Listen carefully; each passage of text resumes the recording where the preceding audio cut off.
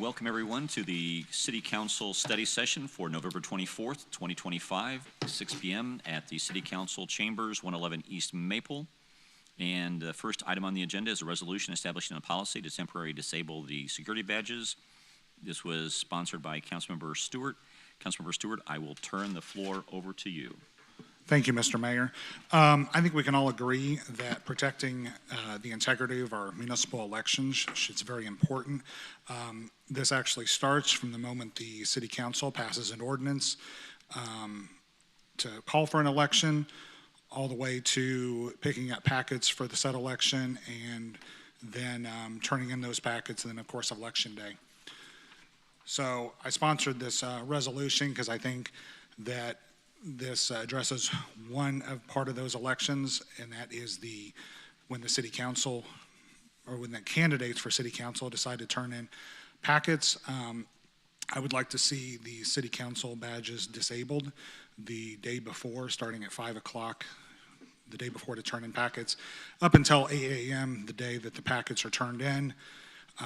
I just want to make sure that all candidates, regardless of whether or not they sit on this body or not, are treated equally. And anyway, that's what it is. So, very good. Any discussion?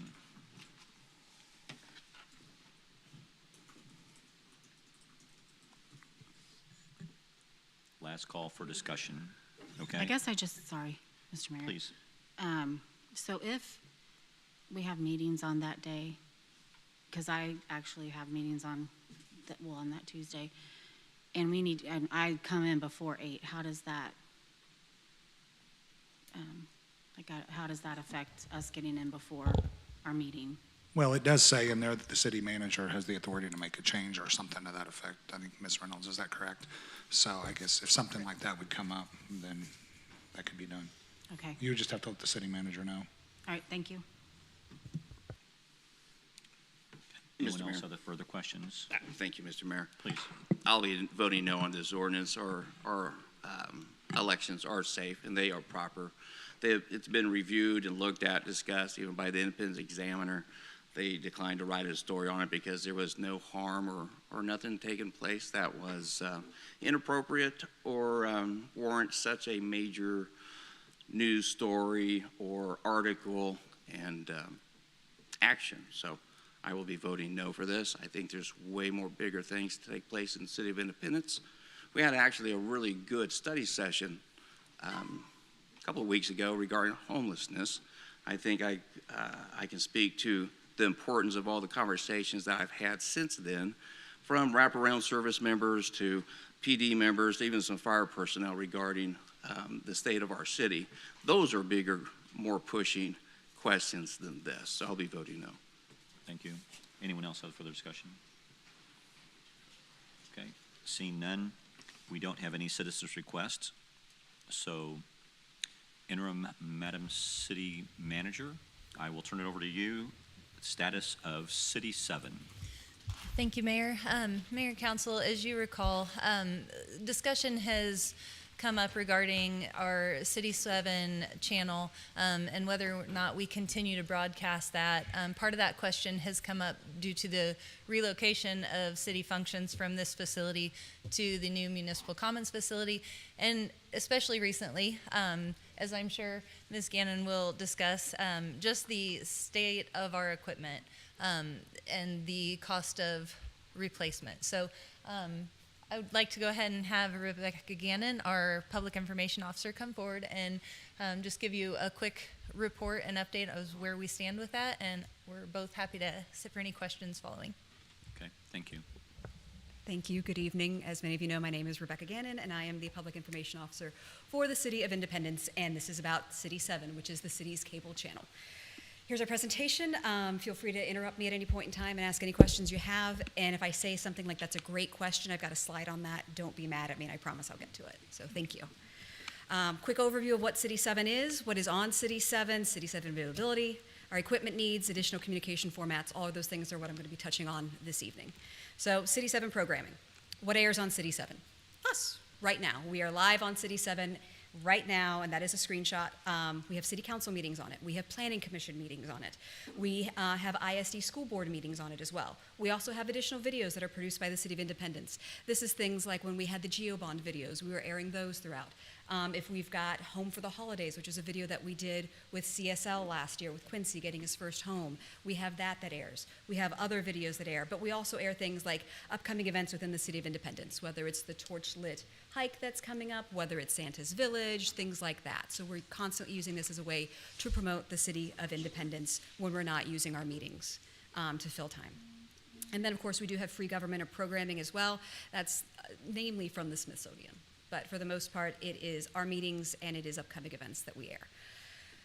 City 7 viewership. So cable viewership is declining. This is nothing new, and this is a nationwide trend.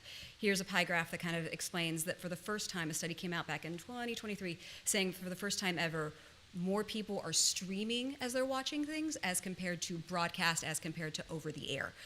So right now it's 20% catching it via broadcast, which is like your antenna, 30% roughly getting it on cable, 38% doing streaming like YouTube.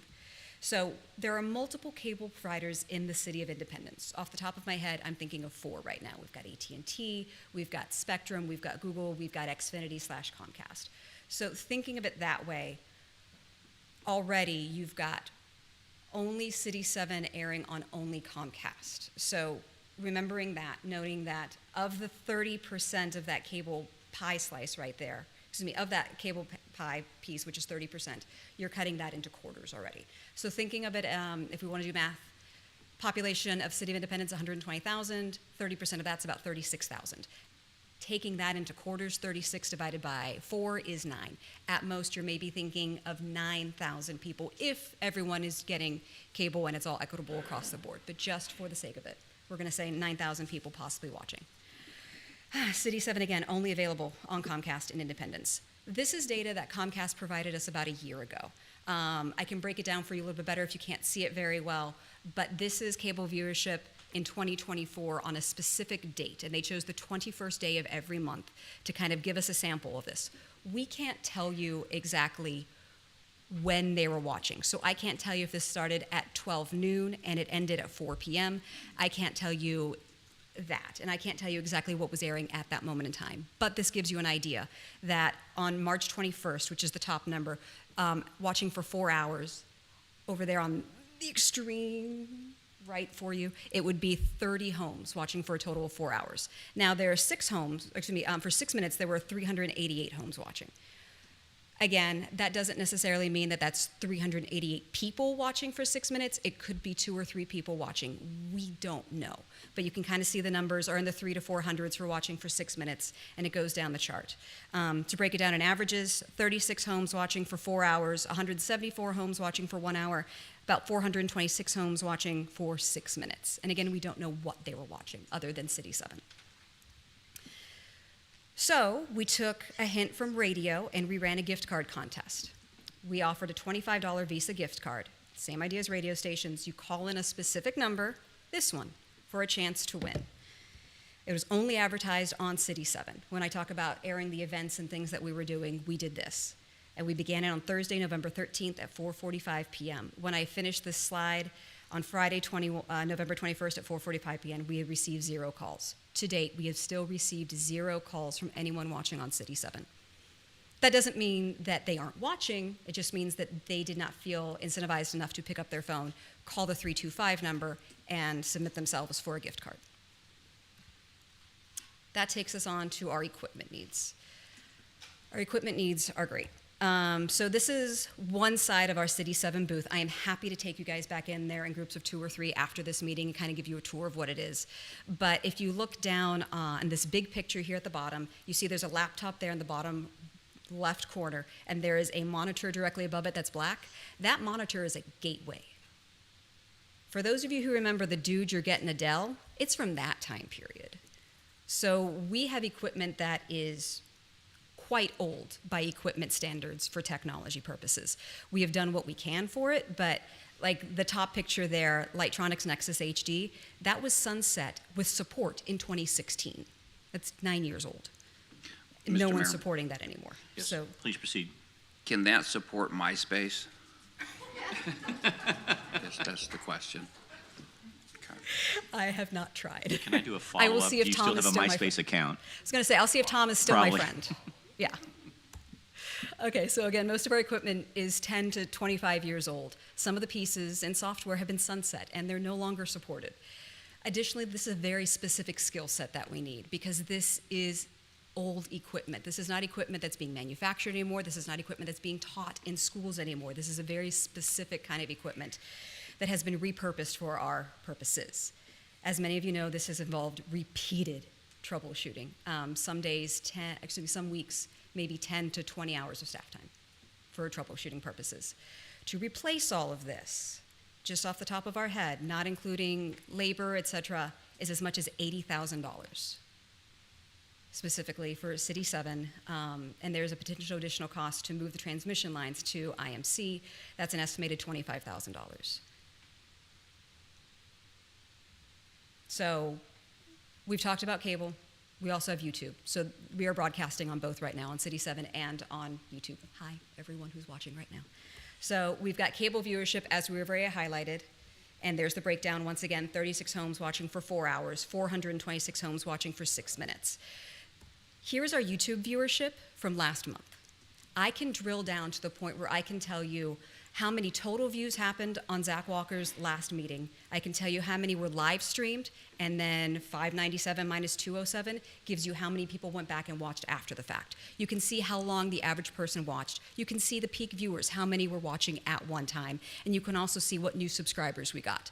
That last column there is engagement. And that is an audience that you know is tuning in and is engaged enough to subscribe, to hit the like button, to be alerted for meetings.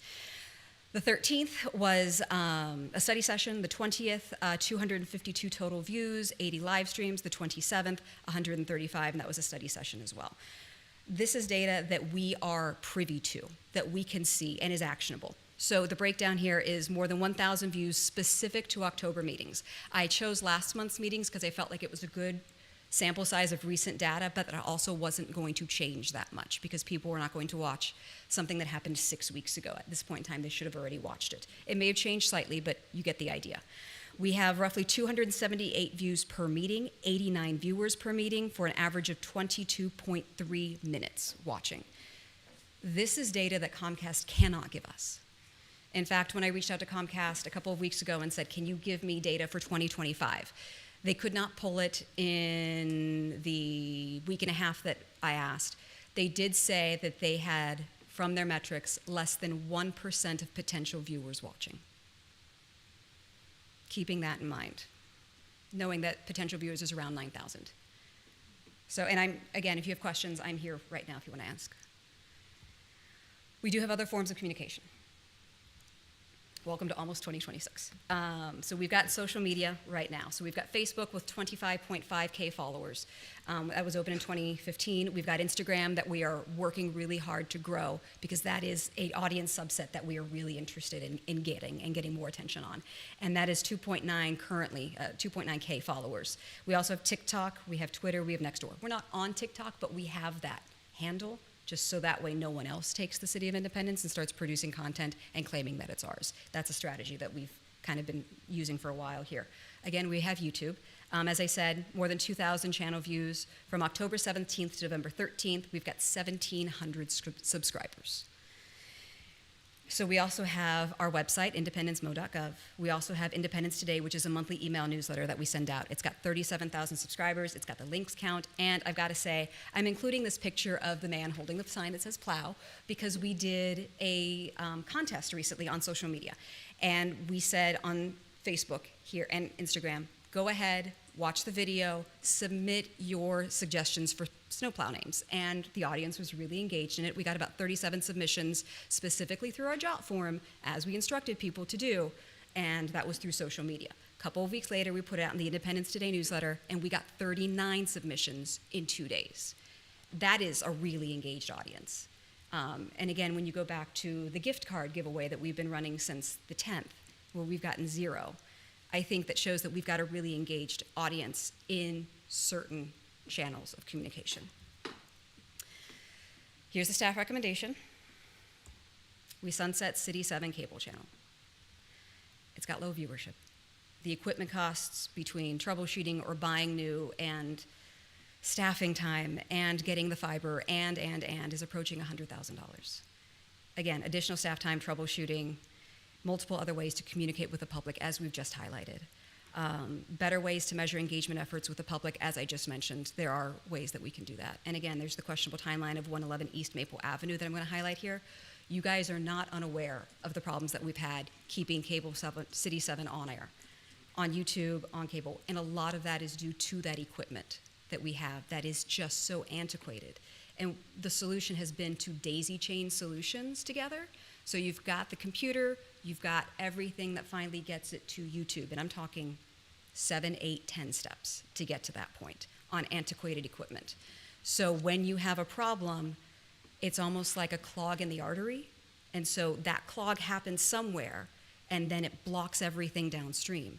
The problem is we can't just easily open up and get rid of that clog and keep the meetings going and keep the stream happening at the same time. That's where the problem with the technology lies. So, we have other ways to reach citizens? Yes, go ahead. You said that there's a daisy chain of solutions to get it to YouTube, or did you mean to get it to City 7? I'm just... Sure. So let's say we sunset City 7, does that solve any of the issues for getting it to YouTube, or it just allows us to make better choices there because we're not trying to serve both masters? Yes. Okay. Because right now we have to troubleshoot one prong of cable to another prong of YouTube. There's an isolation point. And what we've often found is that the prong is typically in the City 7 equipment. It's working well enough, but to get to YouTube is the problem. And so that's where we're finding it over and over and over again. Any other questions? I get on a roll with this stuff, so I'm happy to Mr. Mayor? answer. Please proceed. Yes, a couple questions. If we were to sunset that, when would you envision that we would do that? I anticipate doing that. As a Pollyanna, I'm going to keep this thing going as long as we can. But when council stops meeting here is when I think is probably the best time. Because, and again, you guys have witnessed it, we are doing our best to keep it on air right now. It is beyond my power as much as we can to say that it could last. I can't give you a drop-dead time on it, but my hope is that we keep it going as long as we are in this building, providing your meetings and broadcasting your meetings and things. So assuming that we could, I think it might be a good idea for us to pick a date once we know, a good date, and then as soon as possible begin some kind of a banner on, that says City 7 will be retiring as of certain date or something. Yes, and that goes back to the next slide, ways to reach citizens. So we would direct the public to City 7 alternatives. We'd use graphic messagings on City 7, because if there are people who are still watching, obviously that's the audience you're trying to capture the most. And so we would put it on digital boards. We would air instructions about how to watch YouTube on TV. We'd put up a QR code with some simple ways to show. We would also remind residents of locations of open meetings, because they could be watching right now in person too. We would also provide written instructions informing citizens how to watch YouTube on TV at city buildings. So at the Sermon Center, at the Palmer Center, places like that, we would also do and have a way to just reach people that much. And then we provide written instructions on our website as well. And honestly, what we probably could do is put an alert up on our website that says, the city council meeting has started, click here to watch on YouTube. And we could probably at least put that up, at least from a change management's perspective, to start getting people to move that direction. Maybe a time where we sunset that, but I think for right now, at least putting that alert on the website is a good way to go about it when the meeting starts. And we can just say, we can time the alert to say it's 5:55, it goes live until about 7 o'clock at night or something like that.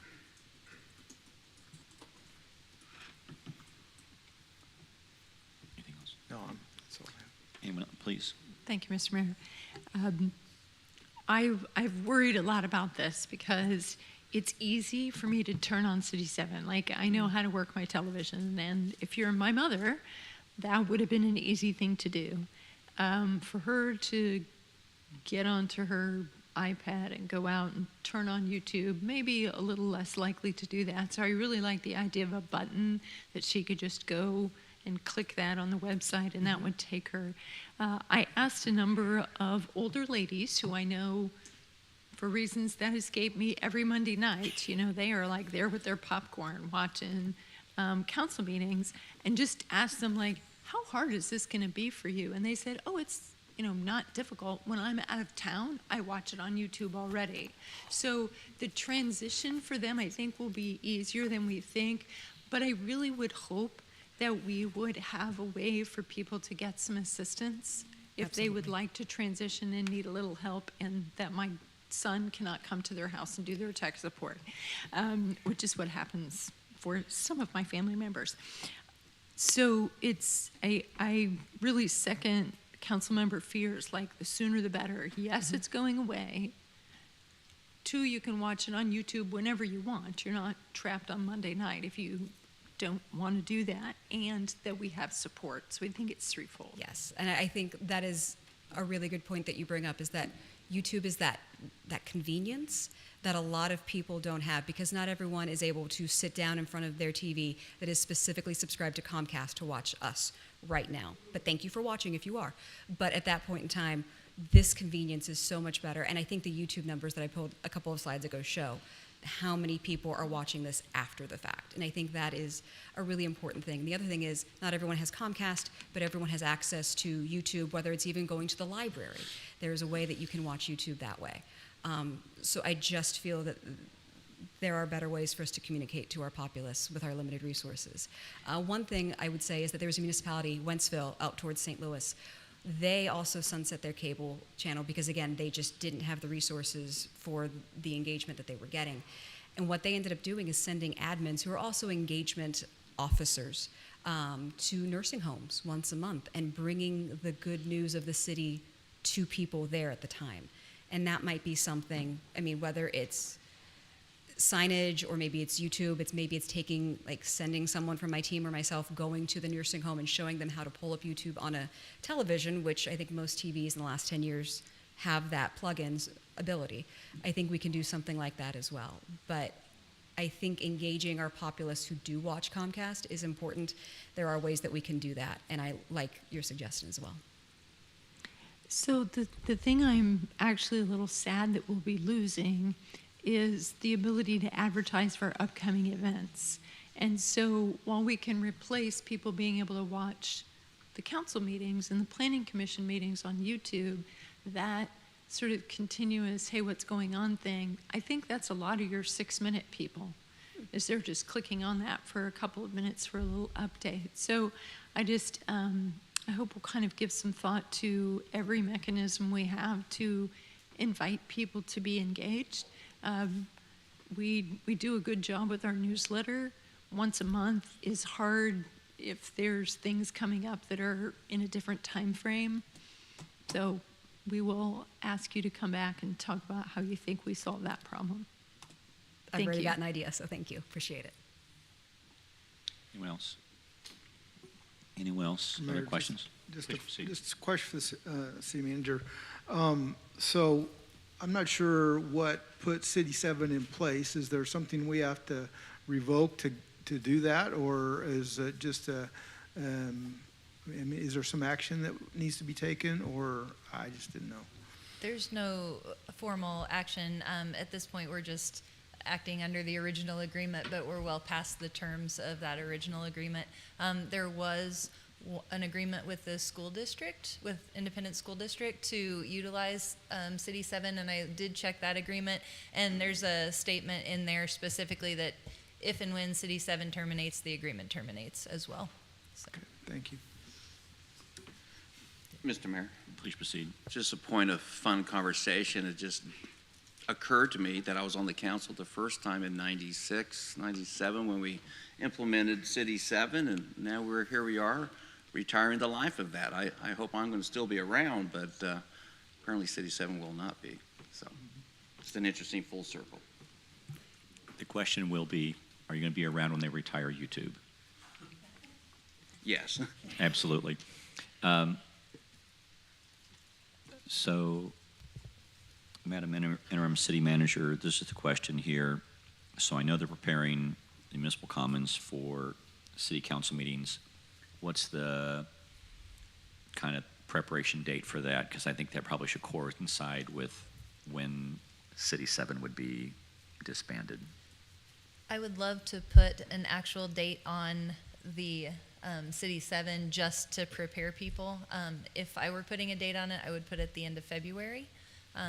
Just with, again, some of the finalizing the decision to have council meetings there, some of the AV changes that were already going into the building, but moving them from one of the back conference rooms up to that front area that's right off the public entrance, is taking a little bit of time. So I'm telling everyone to plan on council meetings sometime in February. But again, to give people as much time and a firm date, because that nebulous, sometime Q1 of 26 isn't all that helpful. So I would recommend end of February. Okay. Yeah, I think that's just helpful for people to get a sense of that. If we're going to talk about this and we're going to make that coincide, then that would do that. So, and the technology is there and all of that's ready to go. So then when can you start testing the technology there to make sure it's working with YouTube and that all the cameras work, all the microphones work, all that stuff? That is some of the install that's still actively, the final design was submitted today. So that tech will be being installed in the upcoming weeks. But part of the beauty of Yahoo is we can post things as long as we have the ability to record them. So even if we don't live stream, we can always go and add it after the fact. But as soon as the cameras are in, we will begin testing. I know that the tech that's already in the building, I've heard actually rave reviews about. Similar to the OWL in Conference Room A, the cameras are mounted to the walls. They automatically zoom to the speaker. You walk in, touch a button to start a meeting, and it is all set and ready to go. So exciting things. And that tech will be mirrored and a little bit on steroids than in the formal chamber. Okay. Very good. Thank you. Anyone else? Other questions? See no further questions. Thank you very much. Thank you for the information. Very, very good job. Thank you. All right. The next thing we have on the agenda is boards and commissions. A recommendation has been made to appoint Marcus Bowen to the Street Improvement Oversight Committee. Staff requests direction to add a resolution to the next regular meeting appointing this individual to that board. Thank you. Anything else? Okay. Anyone else? Other things before we wrap up? If there's nothing else, we will call this meeting adjourned. Thank you.